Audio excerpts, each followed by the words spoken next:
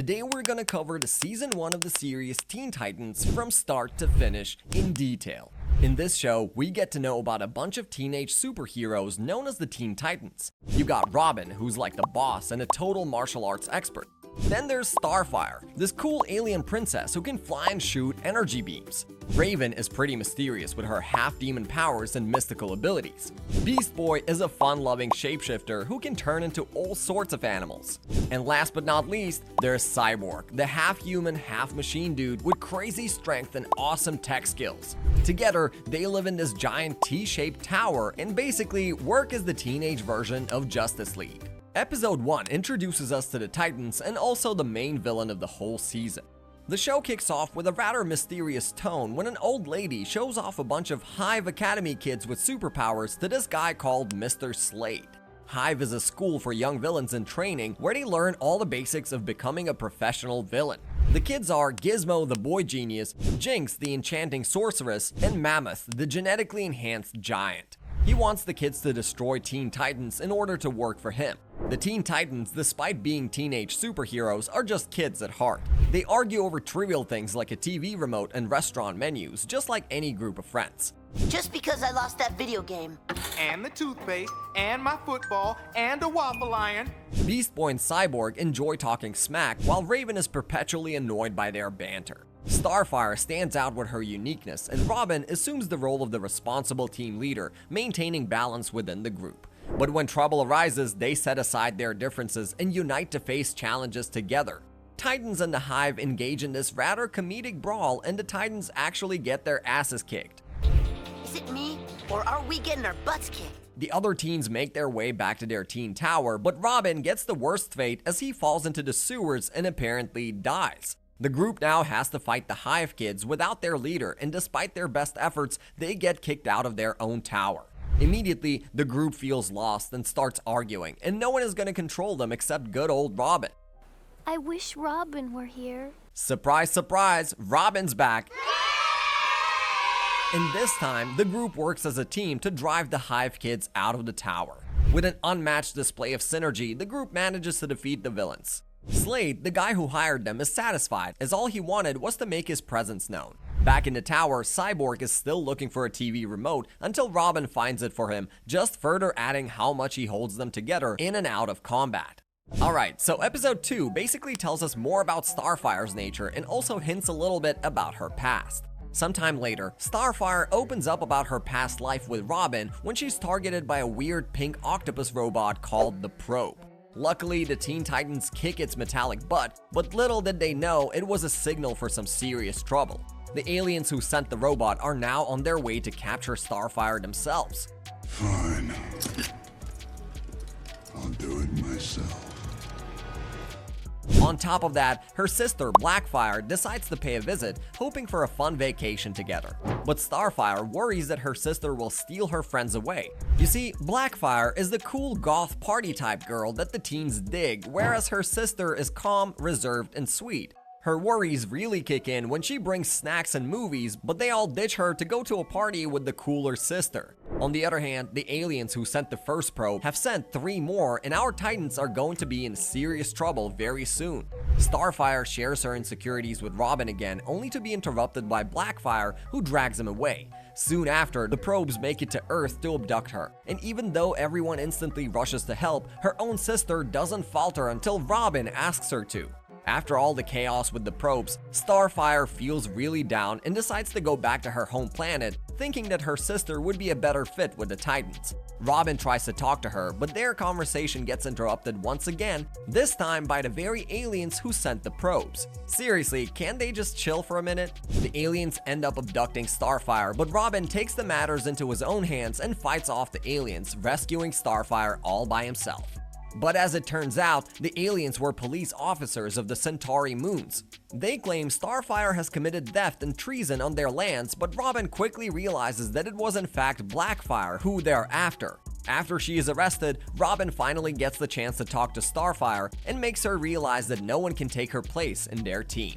Episode 3 digs further into Slade's intentions and also emphasizes the power of teamwork. The Titans face off against this big, tough robot dude named Cinderblock, who's trying to bust out of prison. They try to take him down as a team, but let's just say their coordination skills could use some work. Long story short, Cinderblock manages to escape, and now Robin and Cyborg are pointing fingers at each other, playing the blame game. Things get messy when Cyborg declares that he's quitting the team. Cinderblock makes a beeline for this dude trapped in a healing chamber, lugging the whole tank to Mr. Slade. Once the chamber opens, the guy totally loses it and transforms into a red, slimy monster. The slime monster can be seen chugging this green fluid and growing in size in a factory until the Teen Titans intervene. The heroes give it their all to battle the slimy monster, but their attacks don't seem to make a dent. They try to restrain it, but the slime escapes and splits into 5 different monsters. With Cyborg out of the team, the odds aren't in their favor. They're quickly overwhelmed by the creatures. Just when things are looking grim, Cyborg makes a dramatic entrance and saves Robin from a deadly fall. Together, they find their groove and successfully subdue the monster, putting it back to sleep. Robin and Cyborg settle their differences, and they also learn that he was busy fighting Cinderblock while the rest were fighting the slime monster. At this point, Robin suspects that there must be a mastermind behind all these recent crimes, getting one step closer to Mr. Slade. In Jump City, 2 troublemaking brothers, Thunder and Lightning, create chaos until the Titans swiftly arrive to confront them. A brief skirmish breaks out, during which Beast Boy challenges Thunder's motives, causing uncertainty to arise between the brothers. Attempting to evade the capture, Thunder and Lightning manage to flee, but Beast Boy and Starfire quickly track them down. As the clash continues, an unexpected arrival interrupts the battle, an elderly man who claims to possess similar powers. Beast Boy and Starfire are incapacitated, and the brothers accompany the old man to his farm. Sometime later, he manipulates Thunder and Lightning to create a fire monster that threatens to destroy the entire city. The Titans arrive at the scene and fight the monster, while Robin confronts the old man. Meanwhile, thanks to Beast Boy, Thunder realizes the error of his ways and teams up with the Titans to fight his brother and the fire monster. After a small sibling rivalry, Thunder makes Lightning realize that they have gone on a villainous path and convinces him to use his powers for good. Together, as Thunder and Lightning, they cause it to rain, which extinguishes the fire monster. On the other hand, the old man is revealed to be none other than Mr. Slade, who escapes as soon as his plan fails. The brothers apologize to the Titans and promise to do good with their powers from now on.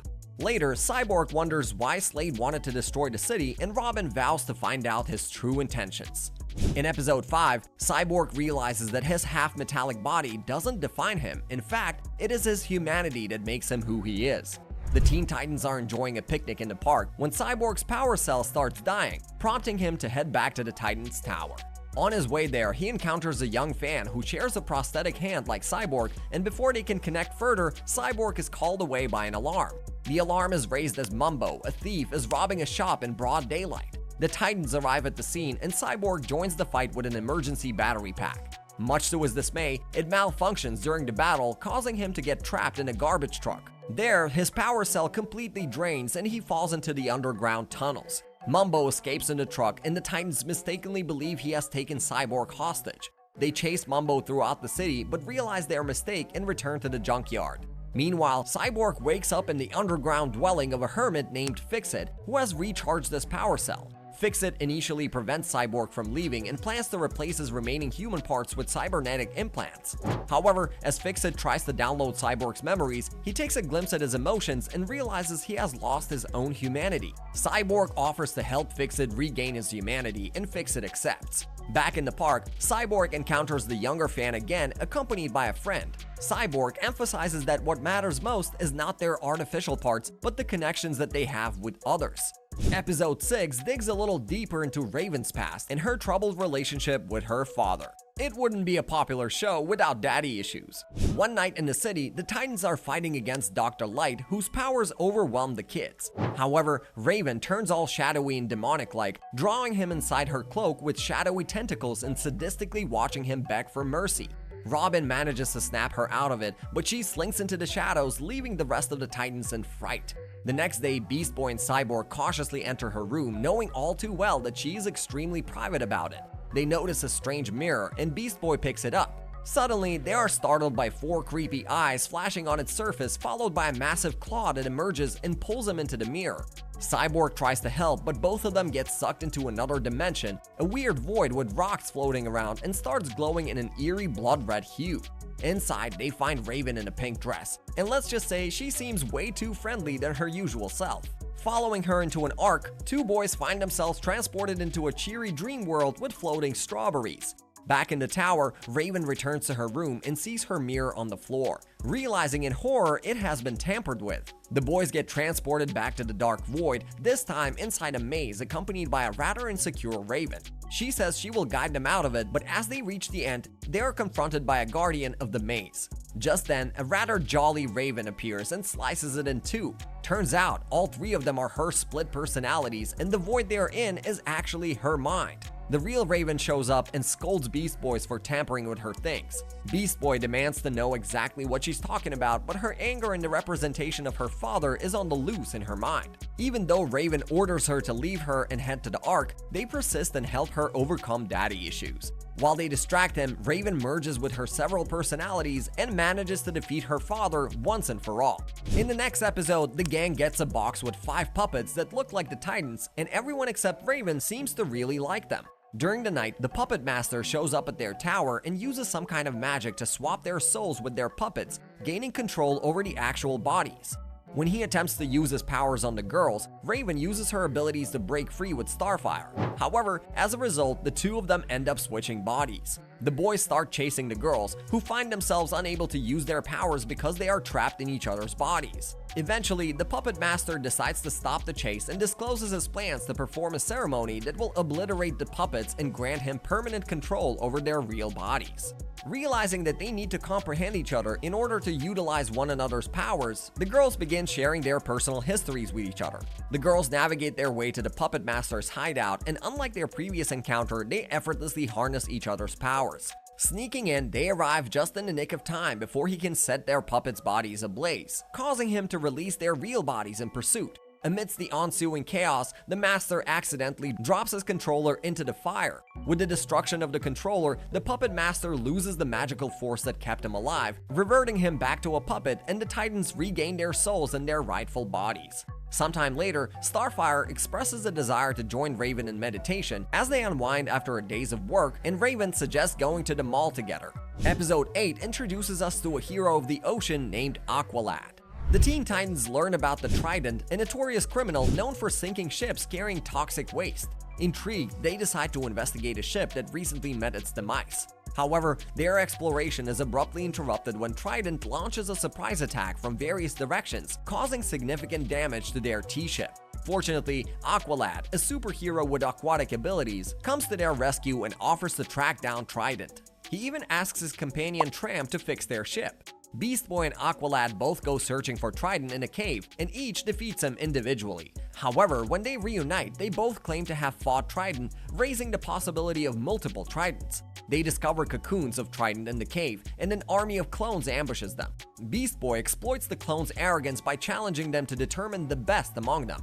Come on, you can't all be the best. The clones fight each other, allowing Aqualad and Beast Boy to escape. More cocoons hatch, unleashing new Tridents who attack them until they escape into the sea.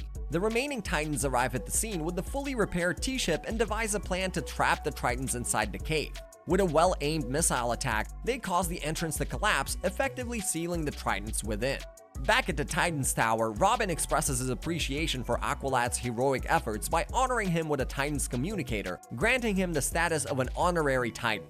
Aqualad accepts the recognition graciously and bids farewell to the Titans. He then returns to the sea, but not before engaging in a friendly race with Beast Boy. Episode 9 shows us how desperate Robin has become in pursuit of Mr. Slade. A gang of thieves working for Slade battle the Teen Titans for possession of a chip, and despite their best efforts, the thieves manage to escape with it. One of them is caught by Robin, and it turns out these thieves are robots. Slade appears through the screen and mocks Robin, promising to meet him face to face very soon. Robin has now isolated himself from the rest and is constantly thinking about his conversation with Slade. Star tries to convince him to take a break, but he's too focused on finding the truth, so much so that he can't bring himself to rest. The rest of the team fights this guy named Red X, who is also seeking the same chips as Slade. X, being aware of their weaknesses, effortlessly defeats them and escapes. He then contacts Slade, offering a stolen chip in exchange for a partnership, but Slade instructs him to gain 2 additional chips before further negotiations. Meanwhile, Robin is shocked by how easily they were defeated, yet he keeps his distance, searching for leads independently. At night, Robin alerts the rest about Red X's presence, and when they arrive at the scene, they see Robin getting netted by X. He instructs them to go on without him, and they head to a subway where they fight him again. In a shocking turn of events, X saves Beast Boy from getting run over by a train Dude, did you just save me? No! and runs off, leaving the whole squad astonished. Red X continues to steal chips, but when he confronts Slade, the villain reveals he already knows X's true identity. The other Titans arrive and attack Red X, who unmasks himself as Robin and shocks his teammates. Robin chases Slade across rooftops but realizes it's just a robot, and much to his dismay, Slade has managed to trick him again. Later, he confides in Starfire, explaining that he couldn't trust the others with his plan, but she sadly remarks that Robin and Slade now share a lack of trust in others. In episode 10, Robin wakes up to a disconcerting realization. Both he and the Teen Titans have been captured by MAMMOTH, a resentful British villain who wants to teach them a lesson for standing against hard-working villains. To execute his plan, each Titan is confined to a separate classroom equipped with hypnotic screens that will erase their memories. In a series of illusionary battles, Robin manages to break free from the hypnosis and rescues Starfire and Beast Boy, who appear to be hypnotized. They later reunite with Cyborg and Raven, who had freed themselves on their own. They realize their only chances to escape is to apprehend MAMMOTH. However, he proves elusive, tricking them with illusions and leading them in circles. MAMMOTH threatens to brainwash them again, claiming they haven't learned anything in their previous lessons, prompting the Titans to fight back. They try to obtain his cane that controls the illusions but fail due to various traps and tricks set up by Moth.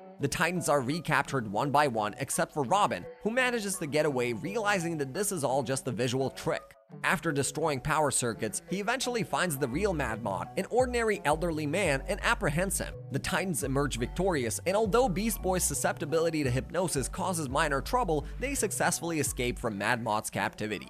The next episode revolves around Slade's ultimate plan, the Cronton Detonator. In a nightmarish scenario, Robin engages in a fierce battle with his nemesis, Slade. As he awakens from the intense dream, Robin receives a video call from Slade himself, who unveils a nefarious plan involving a Cronton Detonator capable of freezing time permanently. Slade remains elusive about his whereabouts, leaving the heroes to uncover the location on their own. With their advanced technology, the Titans manage to track down the potential hiding spot, only to be ambushed by Slade's formidable army of robots. To everyone's surprise, Robin takes down the robots single-handedly, leaving his teammates astounded. Soon after, they realize that Starfire's unique allergy to metallic chromium can serve as a valuable tool in locating the detonator. As they reach the sewer where the detonator is hidden, Robin stays behind to fight Cinderblock as the team progress in pursuit. He finds a GPS on the defeated robot, guiding him straight to Slade's hideout, where he challenges Robin to a one-on-one combat for the remote. Meanwhile, the others reach the detonator and prevent it from being transported as Robin struggles in the fight with Slade.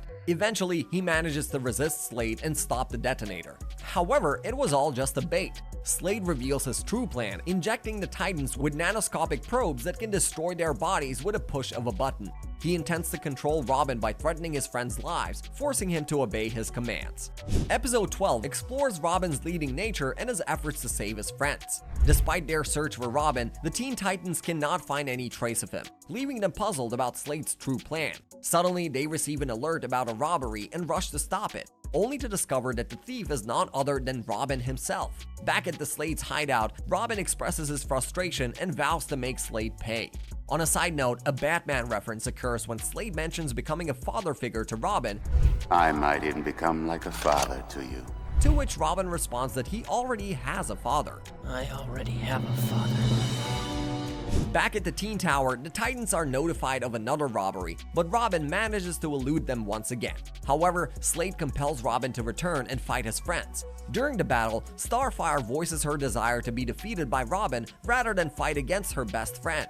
Robin cannot bring himself to harm her, and his defiance leads Slade to activate the nanoprobes, rendering the Titans unconscious. To deactivate the probes, Robin must unleash his full force against his friends. After they regain consciousness, Starfire learns the reason behind Robin's criminal behavior, and together they return to the tower to discover the truth about the nanoprobes within their bodies. Determined to rescue their friend, they locate Slade's tower where he activates the probes once more and urges Robin to attack them.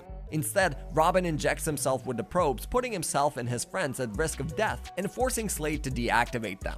The Titans quickly recover and overpower Slade, who initiates the self-destruct sequence in his tower and escapes. Returning to their tower, the Titans remove the probes from their bodies. Despite the trials they have endured, the team reunites, ready to face new challenges together. And this is how the Teen Titans managed to defeat their arch nemesis, at least for now. The show also explored the past and nature of all the Teen Titans and their care for the team despite their differences. What does the future hold for our little heroes? We will find out in the season 2 of the series.